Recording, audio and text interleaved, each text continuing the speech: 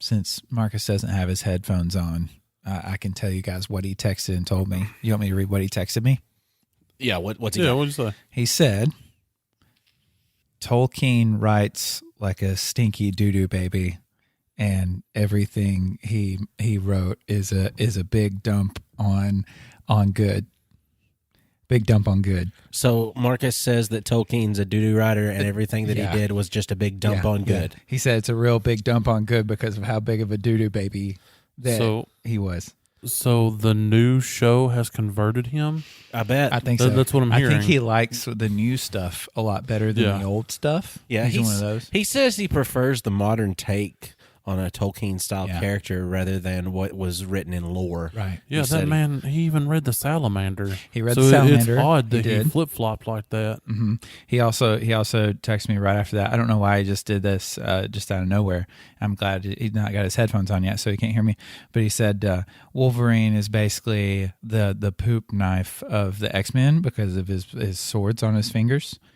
So incredibly useful. Right, in certain areas. So Tolkien's a stinky doo-doo that dumps on good, and Wolverine is a human poop knife.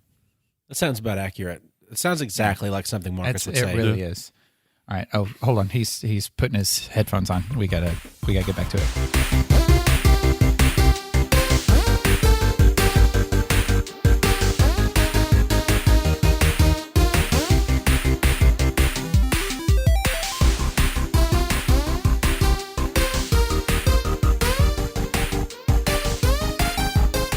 Hey everybody, I'm Dane Holland. I'm Austin Shazam Pfeiffer. I'm Marcus. I am Electric Man. And I'm Austin Tiny Zent. And this is Nerded Through the Grapevine, the podcast where four best friends gather weekly to talk about our favorite parts of past, present, and future nerd culture. Find us on Discord. I'm going to go pee. And I've been drifting off into different worlds for a long time watching some anime. I'm talking like different worlds to where you've got giant robots that you can control, and different worlds to where you can control the elements or have magic, or you get to another world because you were summoned there and you were just the destined hero that was supposed to cross over and be there. And a lot of people feel like anime is always something over the top. It's something insane. Mm-hmm. And that is actually not true. Sometimes they can be very entertaining and very low key with the actual craziness that's going on. Because if you think about it, just day-to-day life, have you ever thought to yourself, we're all interesting characters. Like Tiny, you're an interesting dude. Dane, you're an interesting dude. Have you ever thought... I feel like I am. Like, think about, like, what if we're just going to the grocery store and somebody's got an internal monologue happening that they can hear our thoughts of while we're at the grocery store? Like, you see this person walk by you, and you're like... oh God, too many cigarettes. Like, you just think your own little internalized thoughts about people and interactions and stuff, and nobody gets to see that point of view besides you. Look, nobody should ever see what's going on in my head all the time because I even get scared in there sometimes. And with me at the grocery store, it would just be 15 minutes of me staring at all the different cans of chili going, They all look fine. None of them look good, but they all look fine. Which one do I want? And then a strange man walks up and he goes, "This is the only chili I buy. It's incredible." So I bought 3 cans of it. I trusted this man. If you looked at him, he knew chili. Better not have been Skyline. I don't know what it was, but no, Skyline's like sauce. It's not even chili. I don't know what they're working on. Sauce. It's bad. But I got home and I ate the chili that the strange man suggested, and it was a terrible decision. So that was the end of that episode of my life. Well, see, when I'm at the grocery store, I'm like a child at heart. So one of the things that I do is I seek out all the phallic-shaped things and I giggle to myself. It's like that loaf of bread or that baguette. That looks like a wiener. Yes. Those Polish sausages. Well, I'm Polish, so they look like my wiener. Just I find all the wiener-shaped things. Cucumbers. And nobody needs to know this. Well, why do you send me the pictures of all the phallic things then? Well, it's different. Okay, it's because we're true. best best friends. We You share know, a y'all mind, need to know the phallic things. We share a mind for 1 hour a week. Exactly. And you've expressed off air several times that it shouldn't be an eggplant; it should be a cucumber emoji. Exactly. I understand. Not everybody's got that weird bulbous shape, so we can only strive to live up to what the eggplant know. represents. Some of them look kind of like zucchinis. Weird thing on the end and everything. So I've been watching some anime that doesn't really deal with anything insane like world-ending, parallel universe shifting, explosions in the sky. Not the band, it's Good band. I've been watching some slice of life anime, and this is something that is. It's not what I'm accustomed to with my anime stuff. Just because I'm watching anime to have an escape.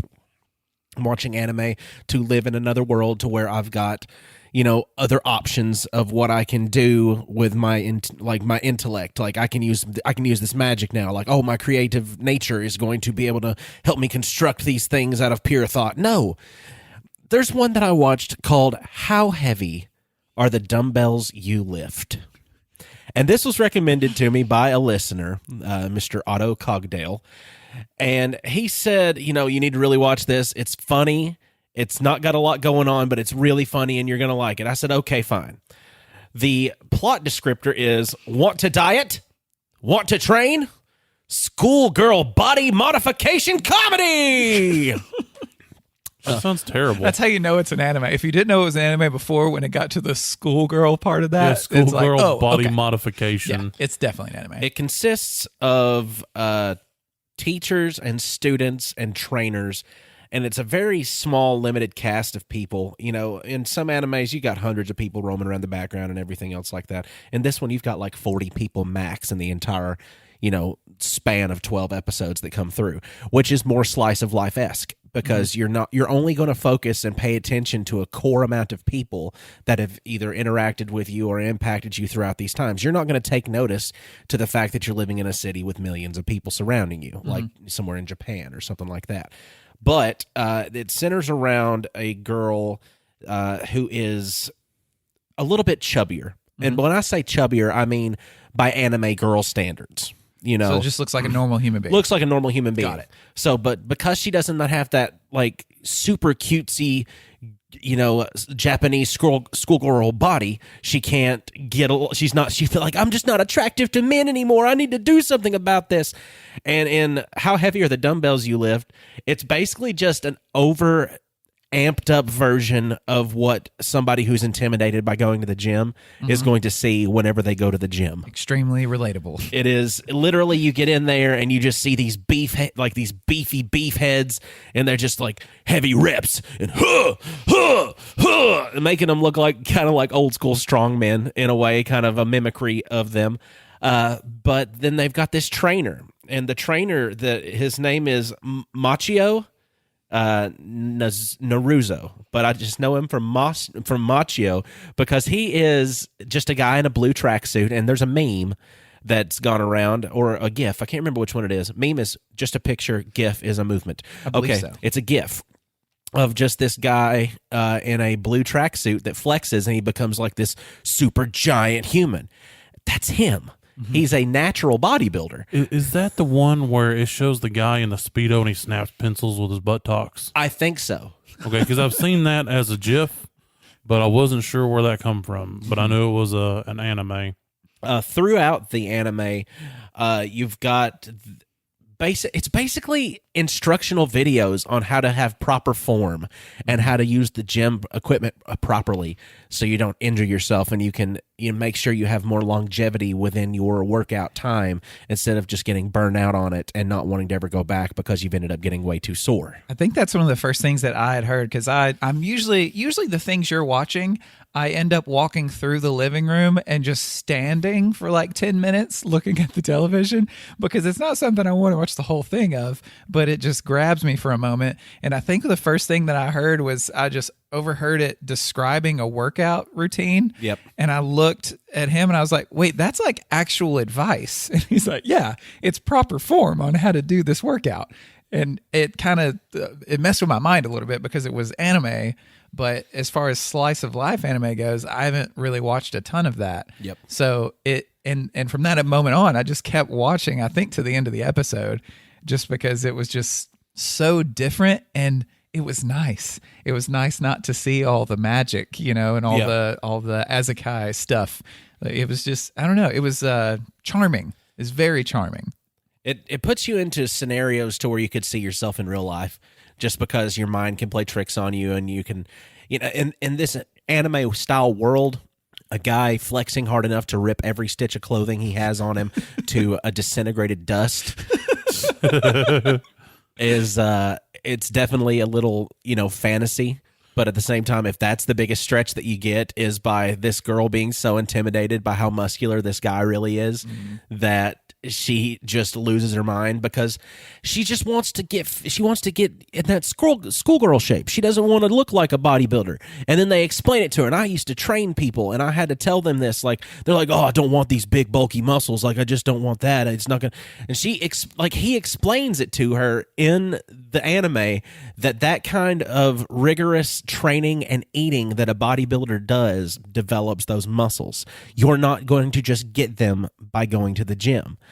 And it eases her fear of the idea of going to the gym and trying to develop these muscles. She gets freaked out along the way because she goes up in weight, and she's feeling like she's, getting fatter, but he's like, "No.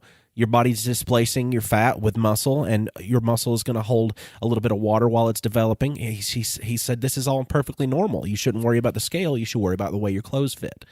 And it's just a lot of encouraging and instructional machios muscle moments. The kid, he interrupts the phases of like scenes sometimes whenever they question something. Like, they could just be talking about anything basically, and an exercise comes up like, I don't know, I really get intimidated by thinking about cheat days. Macho moment! You can have a cheat day as long as you have 6 days a week that you're going to be eating correctly. That one cheat day is actually going to reset your metabolism and make sure that your body doesn't starve. And back to the episode. Yes. Now, is there a lot? I'm probably going to butcher this word because I'm not very hip on Japanese pronunciation. But is there a lot of like ahigao in this thing? The crossed eyes and the you're talking about an ecchi. I think ecchi is what that's called, to where it's like it's not a pornographic animation, but they like work their way around it and sneak that stuff in. I don't think I noticed any of that. Like, kind of stuff lifting weights. You grunt when you lift weights. I've lifted weights. Yeah, we've all lifted weights. I was just wondering if that was in there. What grunting? Like lewd, like being lewd for this, like in situations that don't call for it. Yeah, like just having lewd, like there's one about there's a cooking show one that I've seen. What, Food Wars? I think it's Food Wars. That one is chock-a-block full of unnecessary lewd reactions to mundane things. Like, they just make a delicious meal and everyone's clothes blow off their bodies. I mean, to be fair, that is very realistic. There's some good enough food. I've had that happen, but it is very few and far between. I do recall a couple of scenarios in the show that do revolve around something like that, but it wasn't from your typical like pervy guy standpoint. It was from this girl whose body type is ectomorph, which means that she can't gain muscle or body fat very easily, which is a problem that I don't think any of us really worry about in here. I thought that was Ghost. No. No. Ecto-1, ectoplasm. No, that's but like a ghost alien, ectomorph, xenomorph. Come on, you see where I'm going? I see what you're going, but your body has 3 major types. You've got your ectomorph, you've got your endomorph, and you've got your mesomorph. What are we? We are going to be endomorphs, my brother. That means that we can look at food for 5 or 10 minutes, and we've already gained 3 pounds. So internal morphing, so we're changing our insides. Basically, it means we don't have a very fast metabolism, but if we wanted to get stronger, it's easier for us. Oh, mine is fast. Mine is so fast, but I constantly have to hold it back. Because it often wants to run away with itself. And you're like, no, we need this. Like, stop. We'll need this. We'll need this for later when we forget to eat for 48 hours. Exactly. Because that does happen. Here's some of the stuff they've covered on there. I mean, they had one that was bench press, they had squat, they had stretch, they had plank, they had lat pull downs, cheat day, dumbbell curl, lifts of the North Star, chest press machine. They taught in the manga itself. It was an instructional manga. On the television show, to me, it's a little bit funnier than reading through the manga because on the episode they can cover 2 or 3 different points without, by not me having to read anything. So no words. No, Happy with that. And it's very entertaining, but it also opened me up to look into other stuff because there are things that are more fantasy related that I get into and still take that slice of life anime style with it. There's one that's called Parallel World Pharmacy, to where a guy dies and he's transported to another world. Like most isekai animes, you've been either transferred via portal or you've died and you're reincarnated. Well, this one's reincarnated, and he's a lead medical researcher. Like he's on the cusp of curing all these incurable diseases, and he dies. He goes to another world, and he's thinking to himself, like, oh, well, there's all these different races. There's elves, there's dwarves, there's magic, there's all this. What am I going to do? What's my role? His family owns a pharmacy. So he's going to be back at it again, baby. So he's been reincarnated as an NPC style character running a pharmacy in a parallel world. So he's surrounded by this insane, magic, crazy fantasy world stuff, and he's just being a pharmacist. And he's just doing the same exact thing he was in his normal life. That is fantastic. Just medical research and developing medicines. Homeboy comes in with a giant sword wound to the gut. He's like, you want some ibuprofen and a little bit of like hydrocodone for the pain. And here's something that I've recently developed from some old bread we had in the back of the bakery. It's called penicillin. So, I mean, it's a neat take on stuff. There's one that's called and now they have the weirdest titles sometimes. And I love it. The longer, the better. Yes, like How Heavy Are the Dumbbells You Lift? That's a long name for a TV show. Same thing with I've been killing slimes for 300 years and now I'm way overpowered and I just want to rest. So, basically that one is that same style of what I enjoy, the same idea of the isekai anime where somebody's reincarnated in another world. And now they've got to, take control of their situation. Well, this one anime specifically was a witch style person who she's reincarnated as a witch style person. So, but she just wants to live in the country and be left alone. That's all she wants. She's like, I've been reincarnated into this world to where I can do whatever I want to. Please just give me some fucking peace. I just want some peace and quiet. But she has these pesky little slimes. So, in fact, she cannot do anything she wants to. Well, the one thing she wants. The one thing she wants, she cannot do, but she can do everything else. The one thing she wants, she cannot have because but turns out the only thing she has to do in order to keep her peaceful, simple life is to kill the slimes that come onto her property. And she Get off my property. Get off my land, you fucking slime.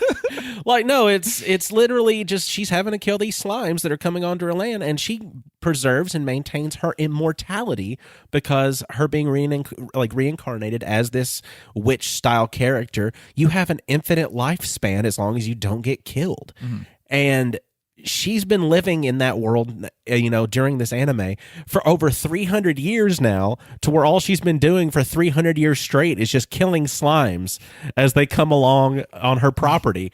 And she ends up being the strongest character in the entire world, but wants to do nothing but just rest. So it's just problem solving. It's a problem solving slice of life anime in a fantasy world. I like the flip, because in most anime that we watch, like it's the build up to power to slay the demon king and all this other stuff. But in this one, it's reversed, to where it's like you don't start off as a nothing and work your way up to an epic character. She's an epic character that just wants to be mundane. She's like, I just want peace and quiet and nothing to go on. But yeah, she's got to fight for that to get that. That's all she wants. Yeah. And that's more relatable in our world, because it's like, I would love to just do nothing all the time. Oh, yeah. But I have to fight slimes in the form of customers at a restaurant. Well, and the funny thing is, too, you've got over these hundreds of years of her, developing her status in that area, she becomes a massive, scary enemy to the slime community.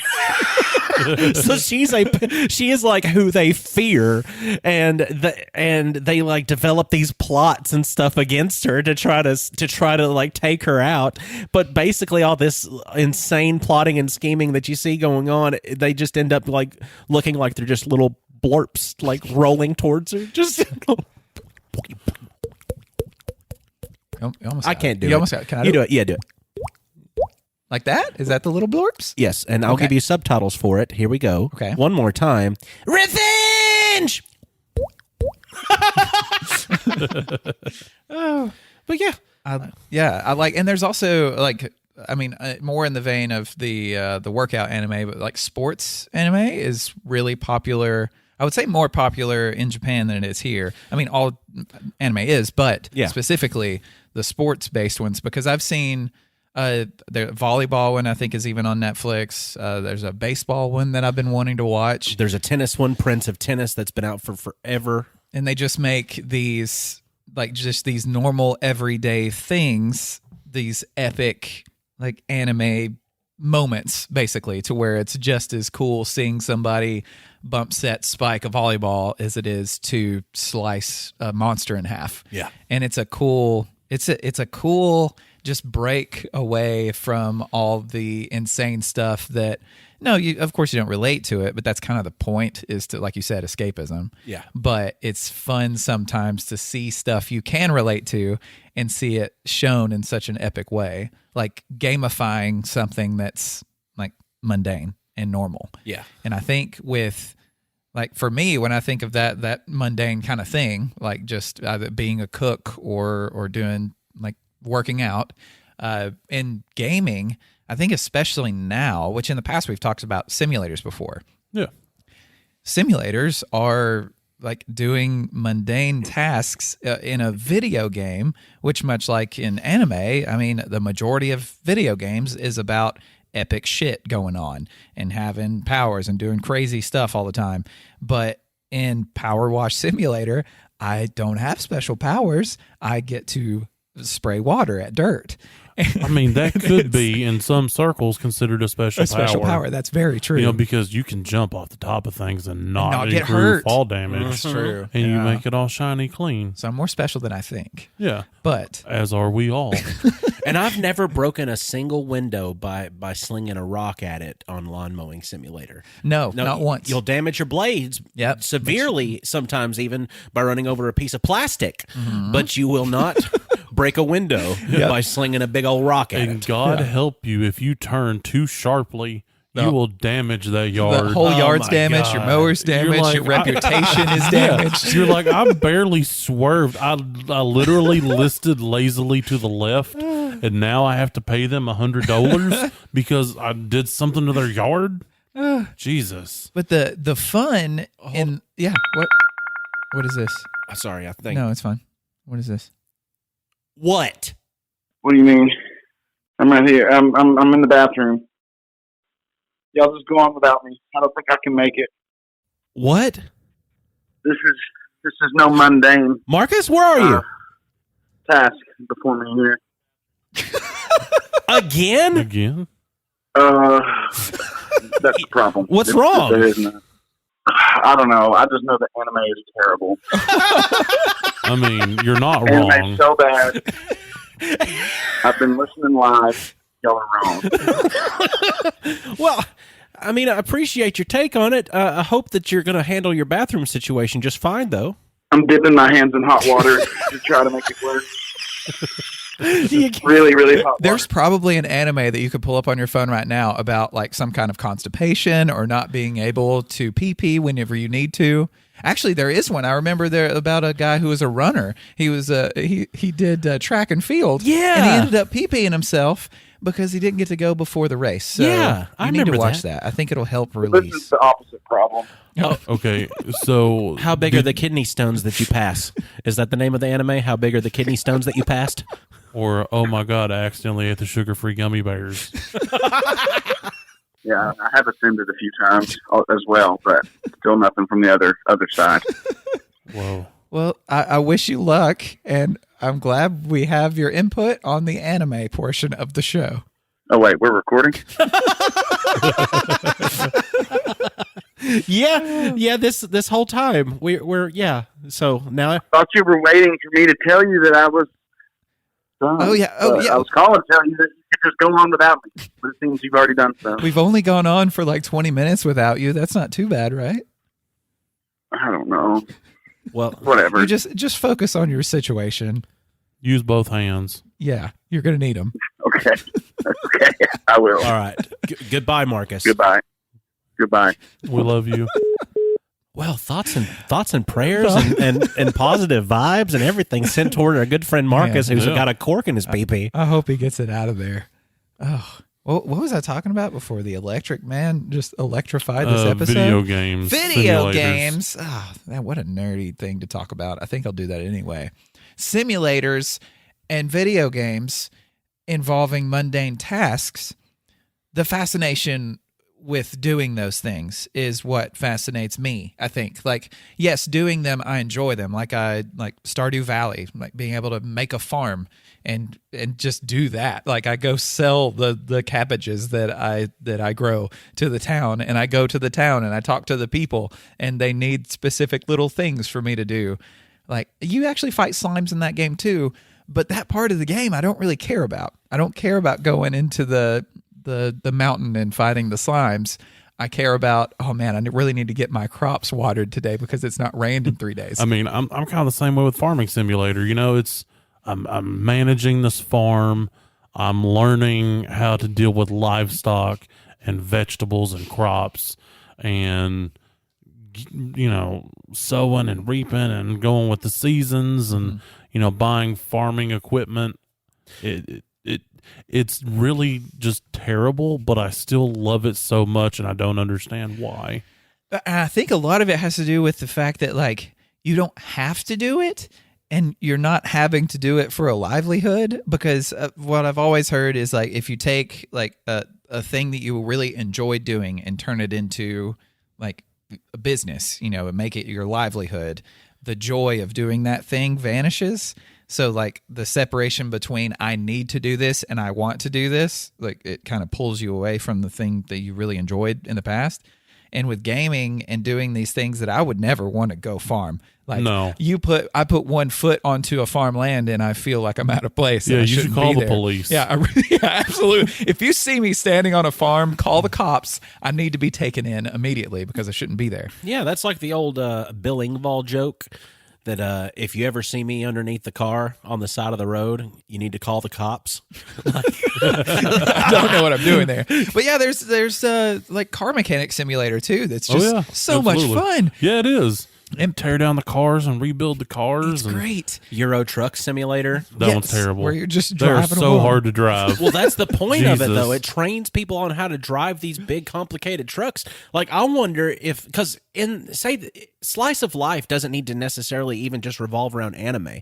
No. Slice of Life is actually just something that's referred to in art and entertainment, in theater. A slice of life is a neutralism. Mm-hmm. It's a narrative technique that seems like this just like arbitrary sequence of events, like things that are just mundane and normal. It carries over into just how well is this world designed and how well does everything flow in this story and in this narrative that makes this mundane piece of work help you still have that escapism. The farming simulators, the mowing simulators, pressure washing simulators, ATV simulators. Wait, that's just Off-Road Fury. PC building simulator. Yes. Some of this stuff can teach you things. Oh, yeah. Slice of Life can actually teach you things, like how heavy are the dumbbells you lift. They'll teach you how to actually exercise and work out, where they're putting that into a society of shut-ins, basically, that if you're watching, somebody who just sits around and watches anime all the time or reads manga all the time, and you get a hold of this stuff, then all of a sudden now you're knowledgeable on how to operate in a gym setting, and that's cool. Well, and I guarantee some people have started their own pressure washing business after getting obsessed with that video game because they never knew it was something they would enjoy doing.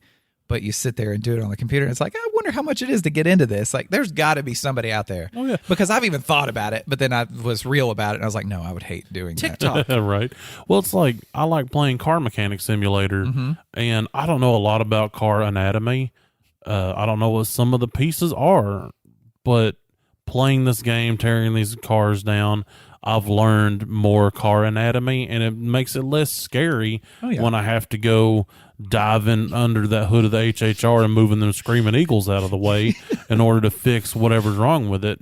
TikTok as well has the ability to, put things out there that are, make it popular that just is stupid, like those little dance crazes and everything else. I never got into that, but I did get into the like the pressure washing videos and the carpet cleaning videos. Ooh. Lord have mercy, do I get some enjoyment, like just from watching people clean carpets. Look, I get it. Now, I don't talk the tick or whatever. I don't do that. However, a very strange thing happened in my YouTube algorithm one day. I loaded it up. You know how they have that recommended page when you first pop up? Yeah. Not necessarily your subscription page. Yeah. But they're like, you'll like these things. People trimming cow hooves. What? Like, why would I ever look that up? Now, I started watching those, and I have watched probably every one in existence now because it's fascinating. Like, there's this one guy. He's Irish, so he's already got that sexy accent because, as stupid Americans, any foreign accent is automatically sexy. Yes. So you want to listen to this man talk, and he's just sitting there, with an angle grinder and a pocket knife and, I'm going to put this cow in the crusher. That was a very bad Irish. You get the idea. There's a leprechaun somewhere that's going to plot to kill you now, and I can't wait to see it. You're known for your good accents, so maybe it's better than what you think. It could be.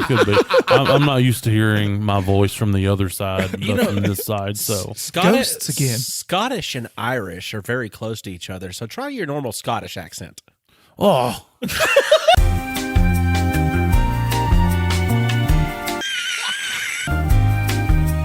Oh, it's a bunny wee bunny. Now, imagine the slice of life anime and the simulator video games and the games that aren't even sim games. They're like RPGs that just have mundane tasks in them in order for you to level up. Fire Emblem.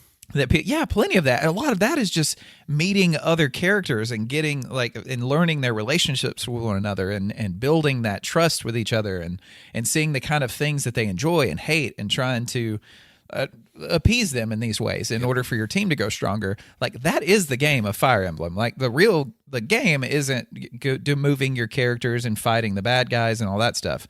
The game takes place in between that, which is all the mundane tasks of running around this monastery, doing all that.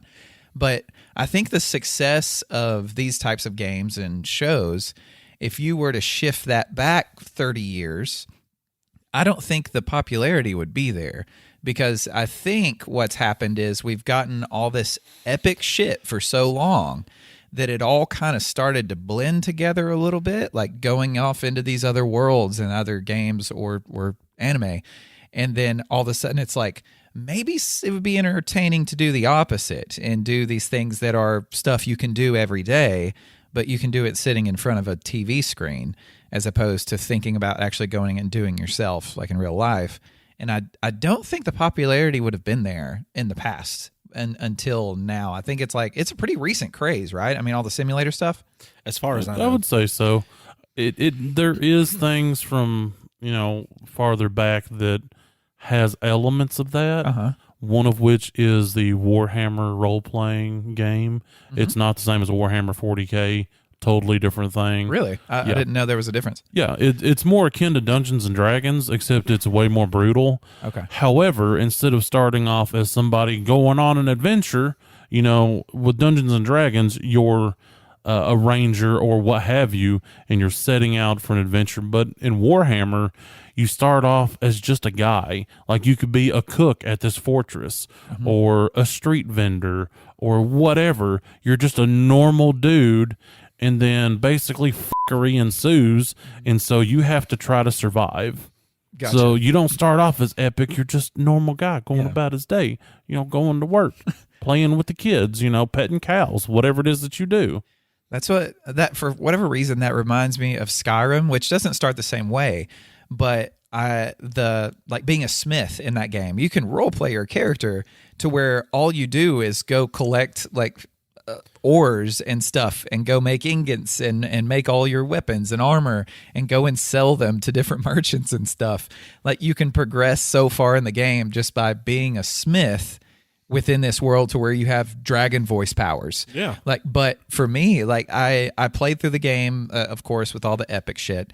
And then my second playthrough, it was, I want to be a smith, and I want that to basically be the only thing I do in the game, just to see how far along I can get. And I had so much fun role playing as a character who would only use weapons and armor that I made myself in the game. And it prevented me from getting OP too quick. And it also gave me this sense of accomplishment by doing this mundane task in this epic world to make my character cool to me.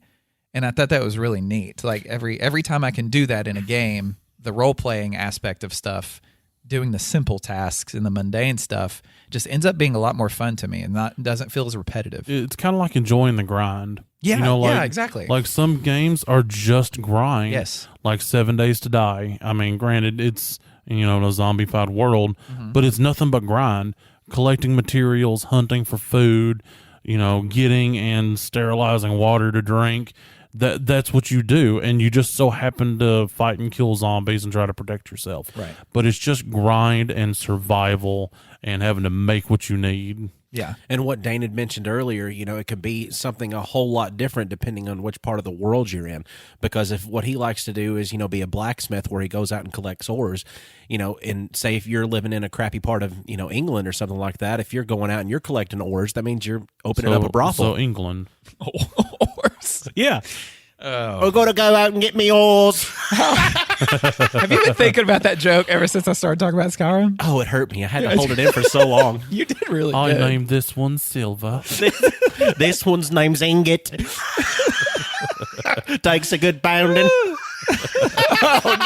What have you done? Just watch out for her smile. Oh, it's good. Sorry.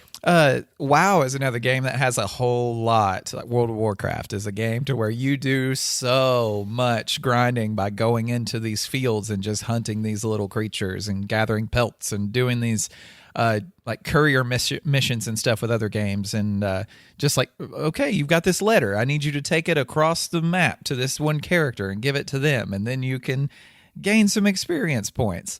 Like, sometimes that's really boring and you don't want to do it and it's the worst thing. But when a game does it successfulully, it feels like its own little side game almost. It's like the gamification of mundane tasks. There's I wish I remember the name of the game, but it's a game to where you're starting your own arcade, and what's happened is you've become like the owner of this laundromat. So you've got a laundromat, and in the back room that you've got an arcade cabinet back there. And you slowly realize, oh, wait a minute, like this arcade cabinet makes more money for me, people playing the game, than doing the laundry does. And your whole goal is to basically turn that laundromat into an epic arcade.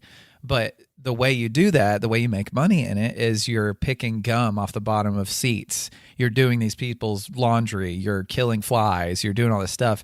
And what the game does is it gamifies these actions. So like in a golf game where it's got the meter to where you've got to hit the button at the right time for power and accuracy and stuff. Yes. They do that for pulling gum off of the bottom of a chair. If you do it too high up, too much power, you pull it too hard and there's some still left on the thing. But if you get it just right, you pull it off and it does this whole epic sound and victory, and then it gives you $40.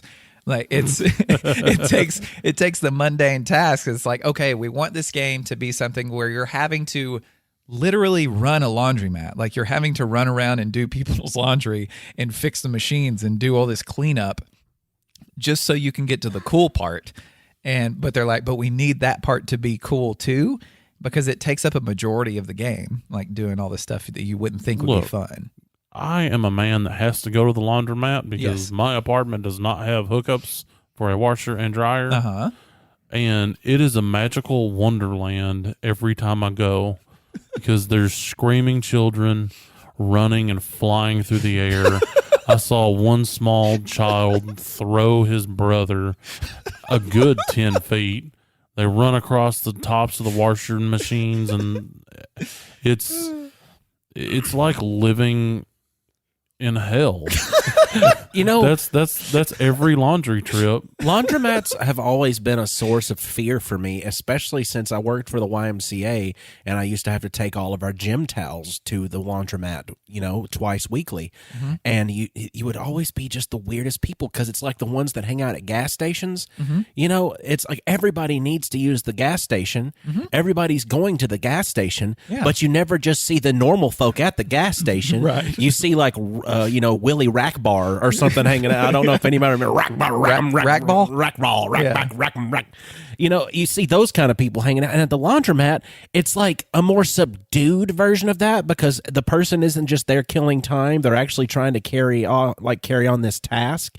So, like when you're talking to people there, you're getting these interactions you just really don't need. They're not needed. They're non-essential interactions that you're having with people at the laundromat. Just like the lady at the laundromat sees I'm wearing a YMCA shirt. She says, "Oh, you work at the YMCA?" I said, "Yeah, I'm the aquatics director." "Oh, well, I've been meaning to get over there to the YMCA, get to working out. I put on a few pounds, but I had the C-section with my kids." And she pulls her shirt up and her pants down a little bit to show me her cesarean scar that she's been recovering from. It sounds like being at a strip club in the daytime in the middle of the week. Except I was putting coins into a laundromat, and it's the only tumbling and spinning going on in there wasn't on poles; it was inside of a machine. But imagine being a extra large American like myself, because people are mystified by me, especially small children at the laundromat. I'm sitting there just doing my thing, reading my book. And the small child comes up and starts to stare at me. Now, I understand I don't look typical. I've got metal shoved through my face. I've got a decent amount of tattoos. So I understand this child is not used to seeing somebody like me. So I just kind of let it happen. But then this child gets closer and closer and closer. And I'm still just ignoring this child. And this child ends up like... If you can see my hand, yes, I can. Roughly 2 to 3 inches from the side of my face. COVID, and I'm still 6 feet back, kid. I've still not even looked at this child at this point. And this child hasn't spoken a word to me. Parents nowhere in sight. No, the parent is right there. I can see the parent with my peripheral vision. Really? And the parent just... It's not a parent, it's an owner. However, this child, parent's parent, owners just own children, True, just to be very clear. true. So this child is like right there. And then this child begins to cough against my face. So I feel all this spittle. There's no covering. This child's not covering its mouth.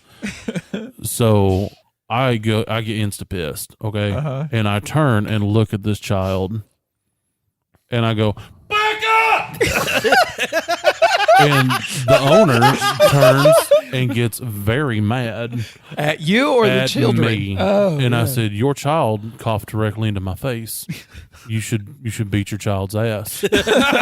"How dare you tell me how to parent my child?" I said, "I tell you what." I said, "Here's my phone number and here's my name. If you need somebody to beat your child's ass, give me a call. I'll do it for free."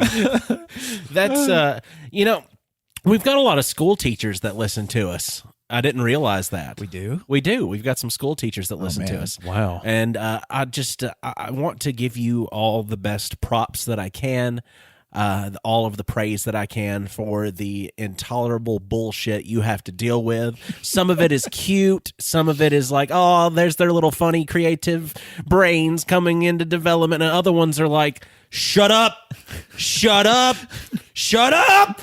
Like, I want to say thank you because you have to deal with this at a constant rate to where we only get it peppered and sprinkled into our lives whenever we have interactions. Yes. You guys are in the fire. Absolutely. Do you think the children were throwing each other to impress the large man with the tattoos and the metal face? I mean, it's possible. Maybe he'll see how far I can throw you. like maybe then he'll love me and we'll be best friends. Maybe he'll be my parent, and so that way I can escape my owners. Possibly. That is true. I could, because my dad had a friend that was like tiny size that used to come over to the house that was on a softball team, and my dad used to always tell me he was a professional wrestler. So it was just no, he wasn't. But of course, it was just another parent lie, because that's what parents do. They lie to their children. My mother would never. Santa Claus. She loves me. She never really did Santa. Oh, well, sorry. But, Santa always brought me socks. Santa brought me the worst. I would show this guy different moves that I've been thinking about, because I used to really watch a lot of wrestling. And I would go in my bedroom and grab my teddy bear, and I'd show him. I was like, all right, now you get him like this, and then you drop him like this. And imagine being the man watching the child doing this. You're like, especially if your dad didn't tell him that he told you he was a wrestler before. Right. You're just like, why is your kid doing this? Why is this? Well, kids don't. A lot of parents don't raise their children to have boundaries or to even know what a boundary is. Because I actually went back to our high school a couple of weeks ago for our homecoming game. I was invited back. A couple of people said like, "Hey, why don't you?" I said, "I don't have anything else going on. I might as well."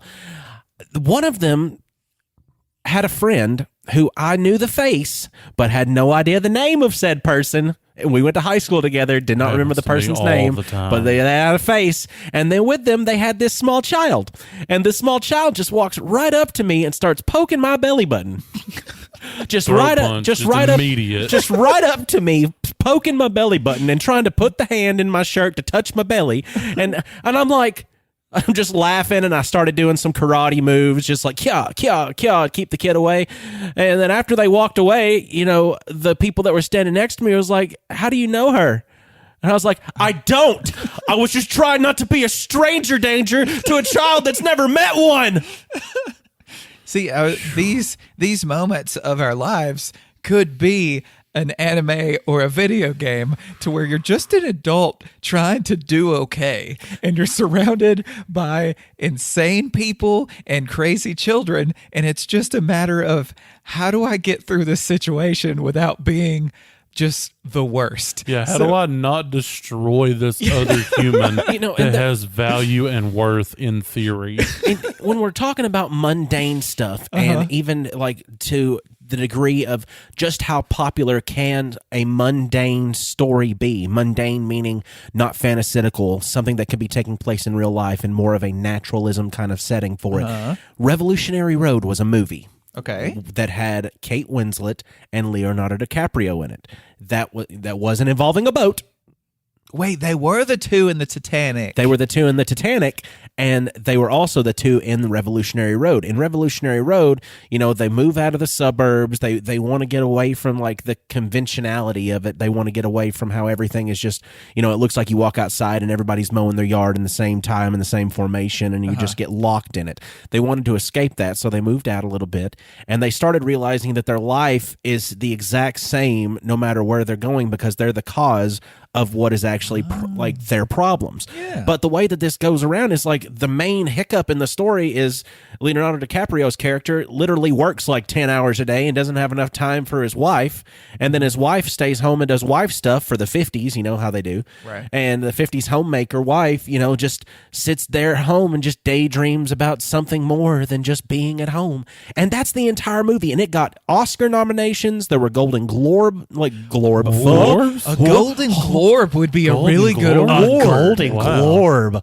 That'd be great, actually. We should give those away to people whenever we feel like they need. It smells like cheese. Yes. It could be cheese. It could just be my crock scented. I hate it now. I love the idea, and now I absolutely despise it. I don't know. I just keep picturing a half-melted ball of cheddar cheese, and that just...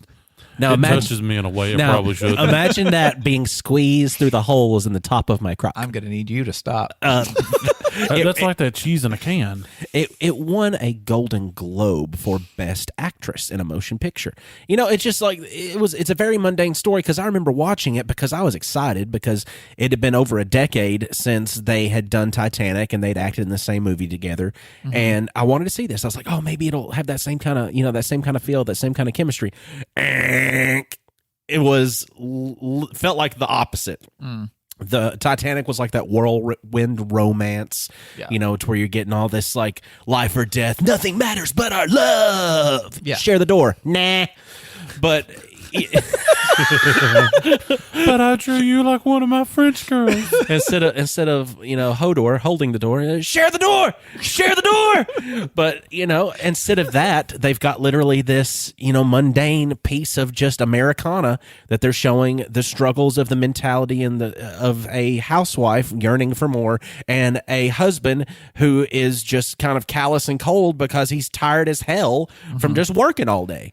And he's got no room for emotions because men weren't supposed to have those. No, not a one. Don't have them, men. Don't you cry. Oh, if you cry, I'm going to not think of you as a man. And like the whole point of movies like that and romantic comedies and just dramas in general, soap operas, like it's all mundane things, but it's relatable. Like that's the goal of that. The goal in the slice of life anime is the relatability of it. The simulators, the even in the RPGs, you when you're not doing magic, you're doing things you can relate to. Like, and it's how do you do that in an entertaining way? Because there's definitely ways of doing it and not being entertaining at all. Well, that Revolutionary Road really seemed like it was made for awards. Yeah, right. Those kind of movies. Mm-hmm. If you think about it from the point of view of what the mundane is, though, a lot of times that's the foundation to where stuff starts, to where, you're trying to break out of the box that's got you trapped of the mundane. Mm-hmm. So much like Kate Winslet's character in Revolutionary Road, like daydreaming and thinking, like, what could I do if I get out of this mundane? That's where a lot of basis of superheroes come in. Oh, yeah. Like you got like Captain America, who started off, just this little piddly squirt that wanted to, just do something nice, but because he had such a good heart, they decided that he would, be worthy of the super soldier serum project or whatever it was called. I forget the actual project, but so then he transforms from this little mundane weakling character that that has the goodness of heart, and that's what's driving him forward, and he just wants to help people, and then now he's super powered. It started at the mundane and then it's escaped the mundane. Mm-hmm. Like Billy Batson with Shazam. He just needed to escape that just normal, horrific life that he was living. It became, magical. But it's those qualities from their mundane pasts that stick with them as they are superheroes that makes them relatable and stand out. The difference between them and like a Thor, like Thor's always been magical. He's always been a god. Yeah. Like, so he has to learn these qualities from these other people that they've just been normies, in the past. So that's a really good trait for like characters to have, that they still have those qualities from when they were just mundane people.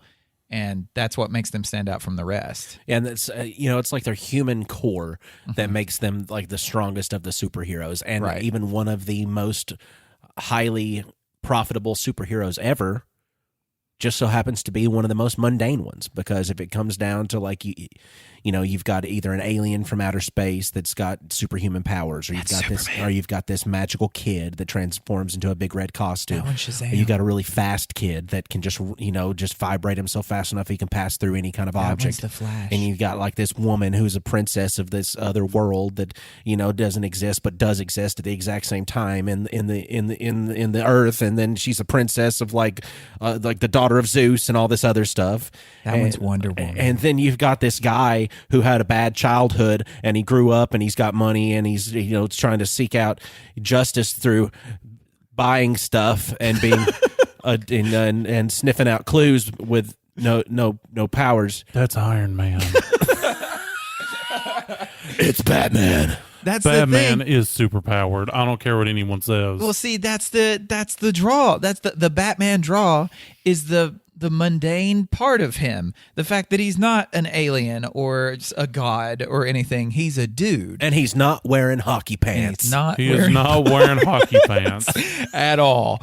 And like that's where Batman is for a lot of people the best, because you get to relate more to him, to where you're like, you don't need superpowers to be a superhero. You can be a mundane human being and still do heroic things. Like you can impact the world in a very non-mundane way by being mundane. And we're saying that word a lot, and it has my name in it. And a lot of time, I want this whole episode to make the word mundane not be a negative connotation, and for there to be power within the word, because my name is most of it. Well, yeah, and we can take 4 of the 7 letters. I'm telling you, we can take it and we can hyphenate it, MUN-Dane. Yes. And it takes on a different character trait, just like Marcus getting married this weekend. Yeah. He took on a different character trait by having that hyphenated last name. I thought he straight took her last name. No, he thought it'd be fair. She gifted it to her. Oh, okay. He thought it'd be fair, but hers is the dominant one. Yeah. Makes Oh, sense, makes sense. absolutely. But is that where, like, for you, because you are on the Batman team? I am. Your team Batman. Is that basically kind of where Batman's that's my at? favorite. Yeah. I don't know if that's necessarily it. I just think he's super cool. But when you get over into like the fantasy, I do tend to like the more mundane characters the best. Yeah. The non-magical, just everyman. One of my favorite series is about a set of twins. One of them's a mage, one of them's just a sword guy. And in the beginning of, it's technically the first trilogy, yet it's the second chronologically, he's, settled down. He's had a life, and he has lost his, edge to fight, and he's become a raging alcoholic. Who's he? What's Caraman. the series? What's the book series? The Chronicles. That's by Margaret Weiss and Tracy okay. Hickman. Gotcha.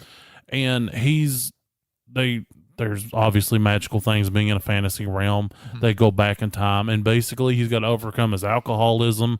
He's got to lose the copious amounts of fat all over his body to actually be in fighting shape. And so it's him doing normal-ish things relative to everything else going on. Right. And I tend to like that style character more than super powerful magic man flinging spells at somebody. Right. I can't do that. And and when I think fantasy, like, of course, Star Wars pops into my mind, and characters like Han Solo and, well, Leia, before we found out she actually can access the Force too. Han's still better. But Han is like, he's just a guy, like he's a guy surrounded by Jedi and Sith and stuff, and he's still the man. Like they made him an interesting enough character to be a guy that is just a smuggler that's surrounded by all this insanity and this magic and stuff. Yeah. And like a lot of people are drawn to that character because, like, yeah, I think it is the relatability of it. Yeah, he's like Chewbacca's third dog. Yeah. Yeah, basically. Yeah, because Wookiees have a very long lifespan. So long. And to me, a character even like C-3PO, to me, yes, he is a droid. He's, to us, he seems magical, but he's not. He's just a machine. He's basically a butler droid. He's a butler droid. That's what he was. Yes, he is a butler droid, and he's like, on the surface, a very boring idea, right? I mean, just a machine that knows all the languages. Yeah. Human cyborg relations. Exactly.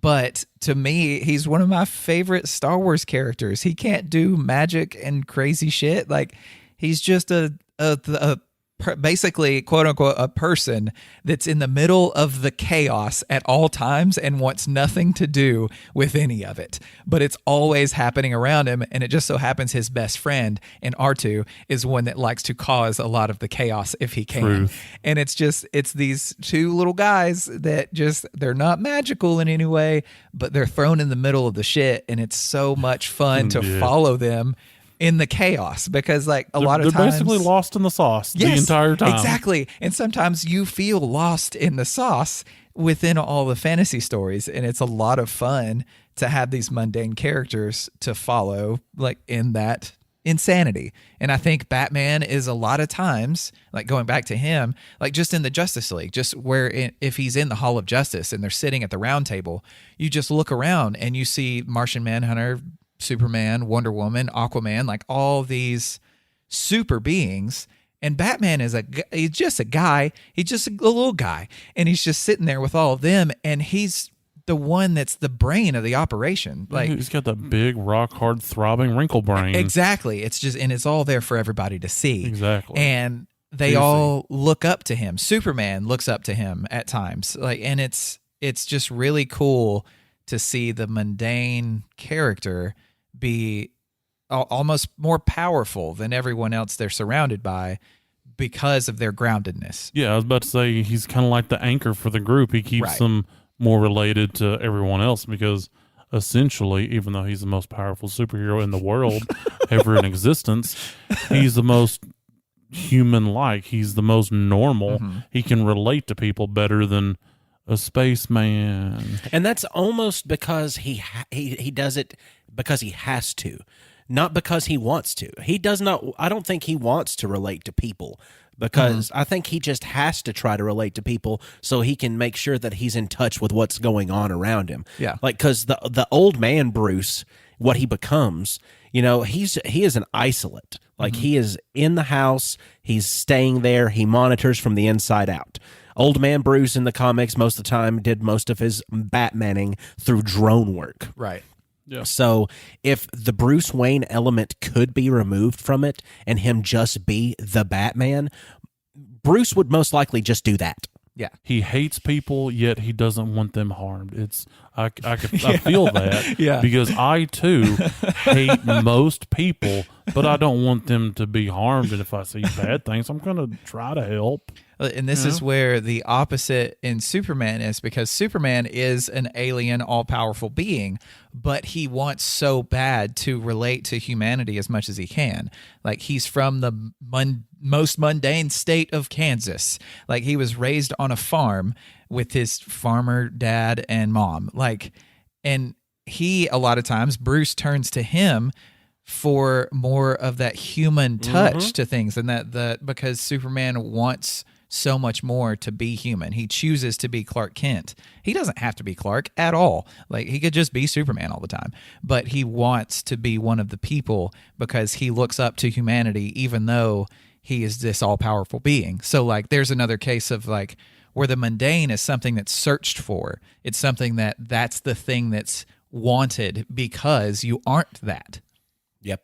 And that's something, like you mentioned earlier, with that all-powerful witch, like in the anime thing. Like, she just wants not to be that. She wants to be just the regular thing. And it's all the time, it's that journey of either the mundane works their way towards being the fantastical, or the fantastical tries to work their way to being the mundane. Yep. And it's always you want what you don't have kind of a thing.